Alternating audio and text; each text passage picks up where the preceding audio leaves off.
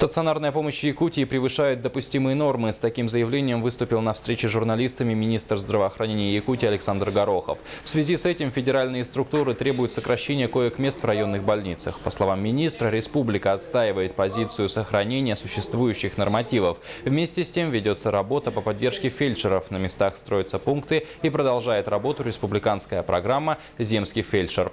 Также министр заявил, что дефицита лекарственных препаратов не будет. В этом году финансирование на закупку лекарственных препаратов увеличили в связи с повышением курса доллара к рублю. Эти меры позволили закупить импортные лекарственные препараты в полном объеме и сохранить цены на уровне прошлого года. Программа по обеспечению населения лекарственными препаратами продолжится и в следующем году.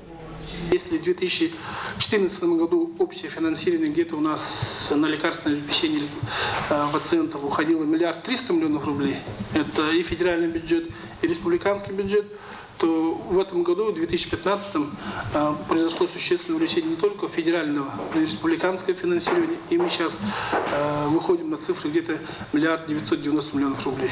Увеличение почти на 680 000 000 рублей.